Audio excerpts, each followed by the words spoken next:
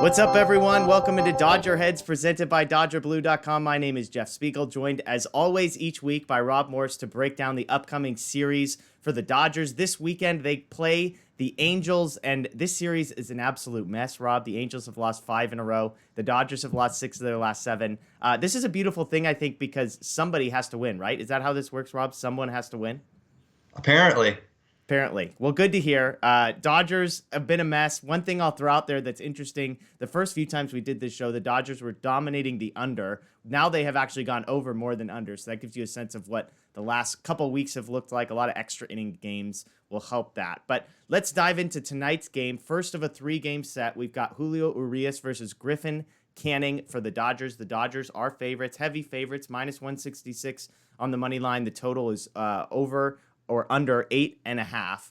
And as I look at this one, Rob, it's a really interesting one. Canning on the mound. The advantage for the Dodgers, pitching-wise, is pretty substantial. Canning has a 6.2 ERA this season. He's a right-hander. The Dodgers have dominated righties and OPS. They're second against right-handed pitchers. The flip side is Canning's coming off his best performance of the year, 5 1/3, no earned runs, 9 strikeouts. On the other side for the Dodgers, Julio Urias coming off of a fantastic outing against the Brewers. The Angels are 19th in OPS versus lefties. All that to say, minus 166 is a little rich for me.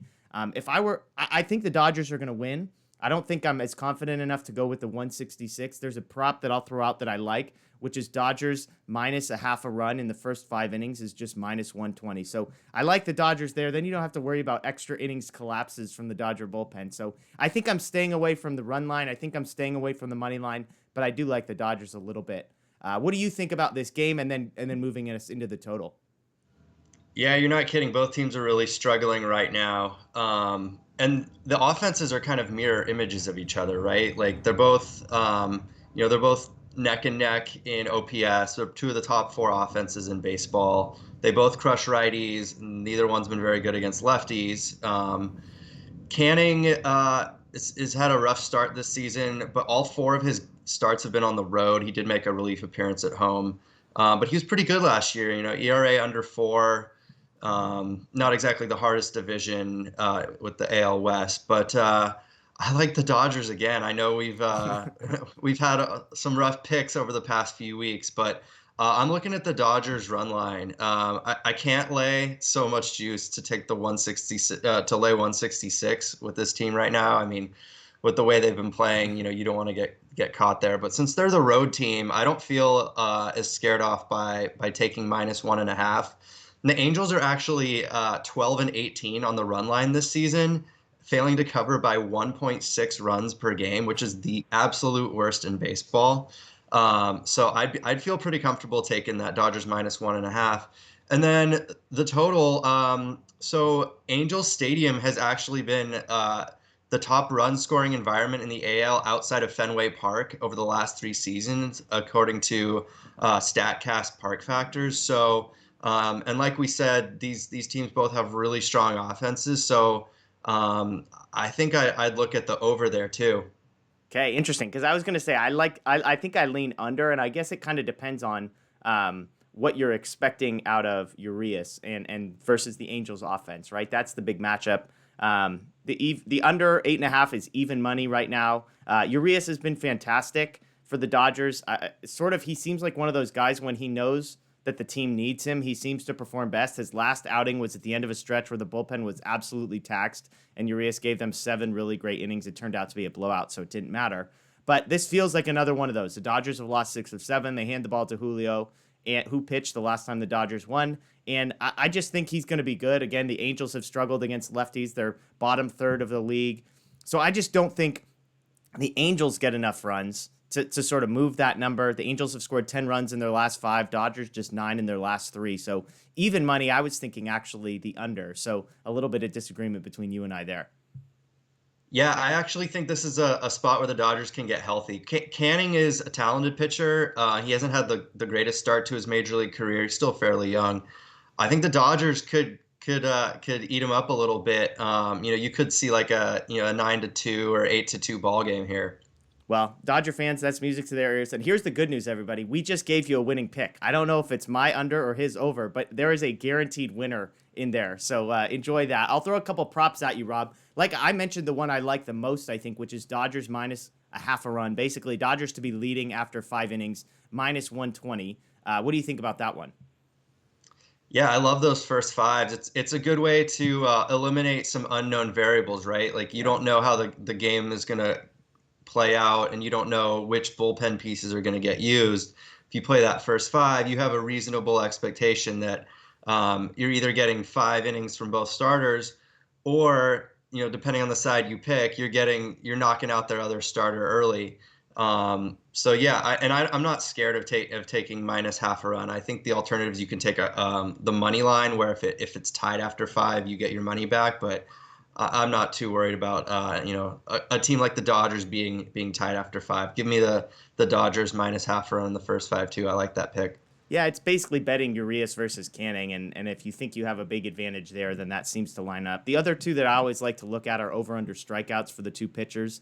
Urias is over under 6.5, which I think is a number that we gave you the over of, or maybe the under of. I can't remember. We missed it last week, I think.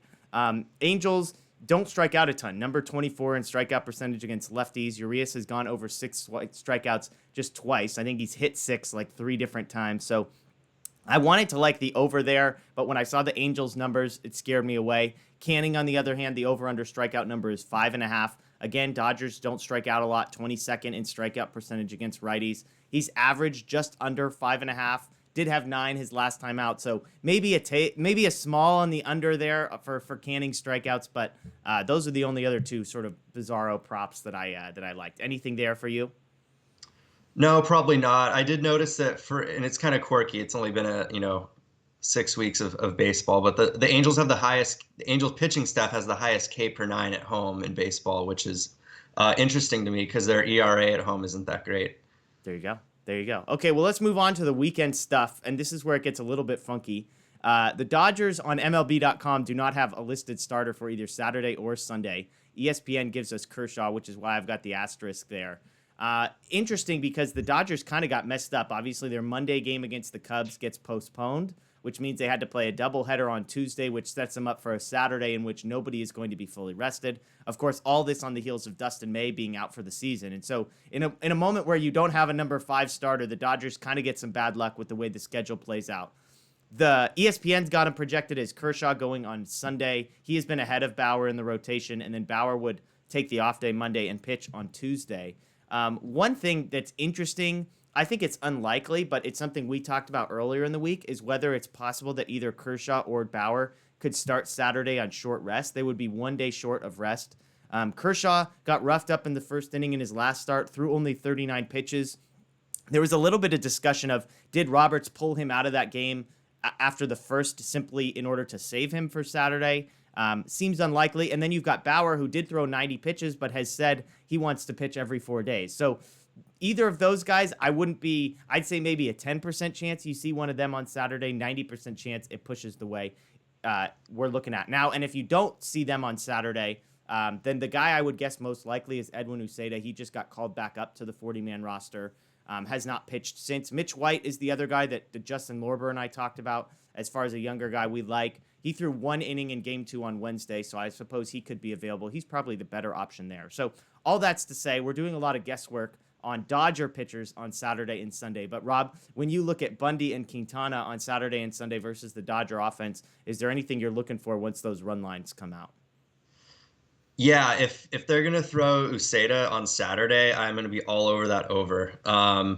Like we mentioned, both teams are really good offenses, and both are especially good against right-handed pitchers. So Bundy has not been as good as he was last year so far. So really like that over on Saturday, and then on Sunday with two lefties, I can't take the over there. The lefty pitching has flummoxed both teams, but I'd probably go with the Dodgers run line again on Sunday. Just ignoring the recent results, like the Dodgers have the best run differential in baseball, and the Angels are second to last.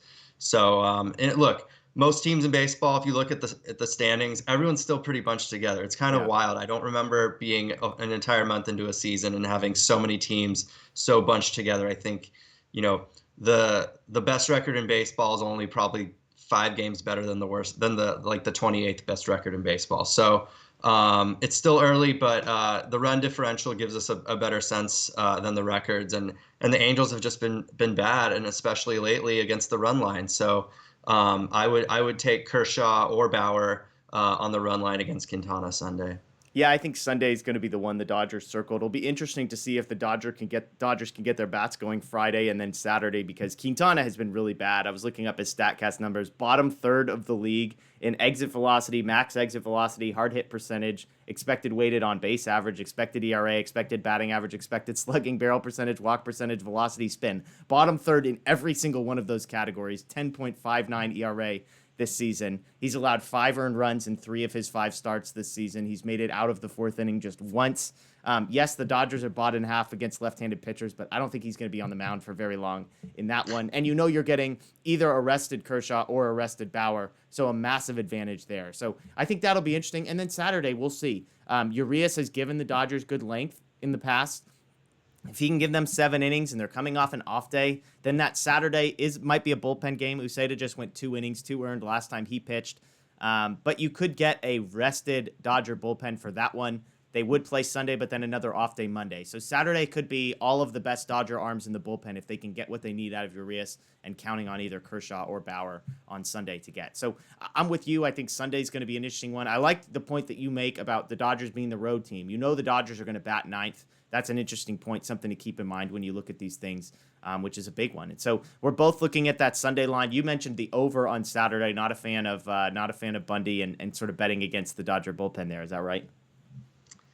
Yeah, and I can't see a team pitching anyone on short rest in May, so I think they're just going to slot someone in, and we know that whoever they slot in is not going to be of the caliber of your former Cy Young winners in Kershaw and Bauer. So I do think that Saturday probably is the Angels' best chance to take a game in the series. So I don't know if I'd take the run line in that one. I certainly won't be betting on the Angels to win. But what else is interesting is obviously the Angels just got Albert Pujols off the roster yesterday. So this could be an emotional weekend. I know they played last night, but it's now probably finally settling in that Albert Pujols is not in that clubhouse for the first time in an entire decade. And there's a lot of talented hitters, Ohtani, Trout, Walsh, that probably learned a lot from Albert Pujols in the past few years, and without him there, it could be an emotional weekend. I don't know how that affects performance on the field, but it's just something else to watch. Yeah, well, and keep in mind that it's 3 or 4 less at bats going to Albert Pujols, who has been a average to below average batter as well. So it could be a slight boost. I'll put you on the spot here. Is Pujols done? Do you think he has anything left to give? Do you think he gets a shot this season? So from what I read, he doesn't want to be a part-time player, and I don't see any team out there that's willing to commit to putting him in the lineup more than once a week and have him as a bat off the bench. And when I saw that he was being DFA'd, I presume they had an agreement where he'd go sign a 1-day contract with the Cardinals and retire. But then I saw the reports that he doesn't think he's done, and doesn't think he's done as an everyday player. And I do. I think he's been done as an everyday player for a few years. So yeah, you're right. I think those 3 or 4 plate appearances that were going to him are going to go to someone who's going to be able to do a little bit more at the plate. Yeah. I joked about Pujols as a right-handed bat off the bench for the Dodgers. He has hit well against lefties, over the past 3 seasons, including this one. And so, but yeah, obviously, if he wants to play every day, it's not going to happen with the Dodgers. And it was mostly joking. I mean, the Dodger bench has been pretty atrocious offensively. I wouldn't hate to have Pujols there, come get a ring, chase another ring, etc. But we'll see. Yeah, it hasn't been great. It hasn't been great for Pujols. So that'll be another interesting storyline to watch throughout the weekend. Yeah, that's another hitter you can use in a pinch hit spot instead of Matt Beaty. Yeah, exactly. He'll be right behind Austin Barnes on the pecking order for pinch hitters there, regardless of situation and regardless of how anybody's hitting. So anyways, well, that's Rob Morse. I'm Jeff Spiegel. There you go. We both like the run line on Friday, probably like the run line on Sunday. Rob likes the over tonight. I like the under. And Rob also likes the over on Saturday, presuming things play out the way that they do. So there you go. Enjoy the weekend. Hopefully the Dodgers can get 2 out of 3 at least against the lowly Angels, as Rob said, one of the worst teams in baseball when it comes to run differential. So we need a couple wins here. That's at Rob Morse _ on Twitter. I'm at Jeff Spiegel. We appreciate you watching. As always, check out DodgerBlue.com for the latest. Dodger Blue 1958 on social media. We'll have you updated on who's pitching Saturday and who's pitching Sunday as well. So enjoy the weekend. Go Dodgers, and here's Vin Scully. The best team holding a trophy high in the air. The Los Angeles Dodgers, champions of the baseball world.